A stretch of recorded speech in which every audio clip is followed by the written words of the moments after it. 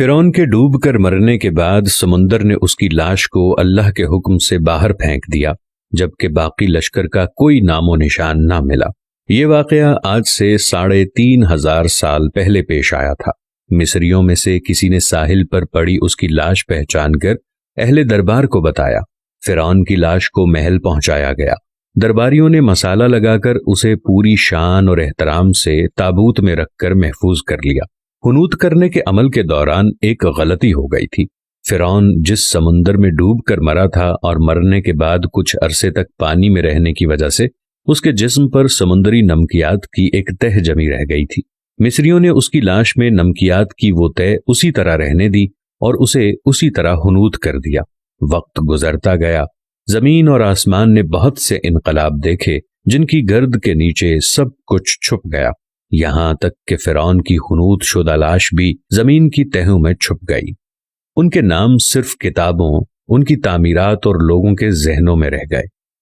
اس واقعے کے 2000 سال بعد اس دنیا میں اللہ کے آخری نبی حضرت محمد مصطفیٰ صلی اللہ علیہ وآلہ وسلم تشریف لائے۔ ان پر نازل ہونے والی آخری کتاب میں فرعونوں کے قصے بڑی تفصیل کے ساتھ بیان کیے گئے ہیں، اور اسی سلسلے میں اس فرعون کا جسم محفوظ کرنے کی بابت آیت نازل ہوئی تھی، جس کی سچائی پر سب اہل ایمان کا پختہ یقین تھا، لیکن وہ سمجھنے سے قاصر تھے کہ اس خدائی کا دعویٰ کرنے والے کی لاش کہاں محفوظ کی گئی اور کیسے اسے عبرت کا نشان بنایا جائے گا۔ 1871 میں مصر کے الغورنیہ سے تعلق رکھنے والے غریب اور معمولی چور احمد عبد الرسول کو فرعون کی حنوط شدہ لاشوں کی طرف جانے والی خفیہ رستے تک رسائی مل گئی۔ احمد عبد الرسول نوادرات چوری کر کے بیچا کرتا تھا۔ ایک دن وہ دریائے نیل کے کنارے کے قریب تبیسا کے مقام پر اسی سلسلے میں پھر رہا تھا جب اسے ایک خفیہ راستے کا پتہ چلا۔ وہاں نوادرات کی چوری کے لیے وہ کھود رہا تھا کہ اسی دوران اسے کچھ لوگوں نے پکڑ لیا اور پولیس کے حوالے کر دیا۔ وہ جس جگہ کو کھود رہا تھا وہاں سے ملنے والے راستے کی جب مسلسل کھدائی کی گئی تو یوں 1891 کو دوسری ممیوں کے ساتھ اسی غرق ہونے والے فرعون کی لاش بھی مل گئی۔ اس کے کفن پر سینے کے مقام پر اس کا نام لکھا ہوا تھا۔ ان ممیوں کو ماہرین قاہرہ لے گئے۔ جب ان ممیوں کی تفصیل کا جائزہ لیا گیا تو فرعون والی ممی پر جمی نمکیات کی تہ سے تصدیق ہو گئی کہ یہ وہی فرعون ہے جسے اللہ نے پانی میں غرق کر کے بدترین انجام سے ہمکنار کیا تھا۔ یہ بہت بڑا واقعہ تھا۔ اس کی تصدیق کے لیے دنیا کے ماہرین آثار قدیمہ اور تاریخ دان مصر کی طرف بڑھے۔ مختلف سائنسی تحقیق کرنے کے بعد دنیا بھر کے سائنسدانوں نے تصدیق کر دی کہ دوسری سب لاشوں کی نسبت سے صرف فرعون کی لاش پر ہی سمندری نمکیات کی تہ جمی ہوئی تھی۔ اس تصدیق کے بعد اسے فرعون کی لاش قرار دے کر عجائب گھر میں محفوظ کر دیا گیا۔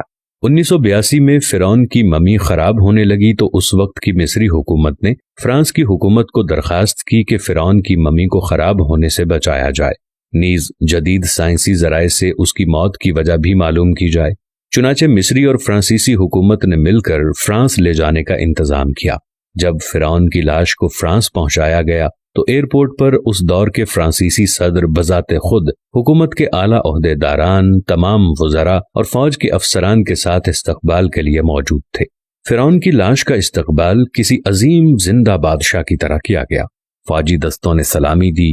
فرعون کی ممی کو ماہر ڈاکٹروں کی ٹیم کے حوالے کیا گیا۔ اس ٹیم کی سربراہی ڈاکٹر مورس بوکابے نے کی تھی۔ مائکروسکوپ ٹیسٹوں کے ذریعے ممی کے تمام اجزاء کا باریک بینی سے جائزہ لیا گیا تو معلوم ہوا کہ اس کی لاش پر سمندری ذرائع ابھی تک موجود تھے اور موت کی وجہ بھی پانی میں ڈوبنے کی وجہ بتائی جاتی ہے۔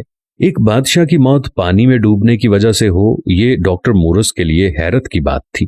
اس نے اس ممی کے بارے میں مزید جاننے کی کوشش کی تو اسے معلوم ہوا کہ اس بادشاہ کی موت کے حالات مسلمانوں کے نبی حضرت محمد صلی اللہ علیہ وآلہ وسلم پر اتری کتاب قرآن مجید میں تفصیل سے درج ہیں۔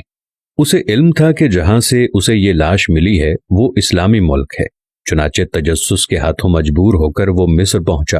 وہ ایک سائنسدان تھا۔ اس نے اس معاملے میں مصر کے ایک سائنسدان سے ملاقات کی اور سائنسدان نے قرآن پاک کھول کر سورہ یونس کی آیت 90 تا 92 کا ترجمہ لفظ بلفظ سنایا۔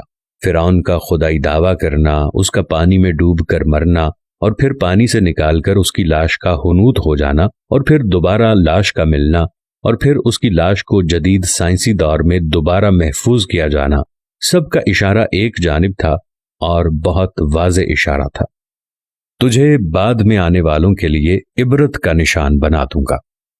فرعون کی لاش ایسے محفوظ کر کے دنیا کے سامنے لا کر رکھ دی گئی ہے کہ انٹرنیٹ کی ایک کلک پر، رسائل و جرائد پر، ٹی وی چینلز پر اور عجائب گھر میں اربوں انسانوں کی آنکھوں کے سامنے کری اور قابل ترس حالت میں موجود ہے، سوچنے کے لیے کہ عبادت کے لائق اور ہمیشہ رہنے والا وہی ہے، سب کا خالق اور رازق۔ ڈاکٹر مورس نے آیات کا ترجمہ سنا تو اسی وقت پکار اٹھا کہ کلمہ سچا ہے، کلمہ پڑھا اور مسلمان ہو گیا۔ سبحان اللہ۔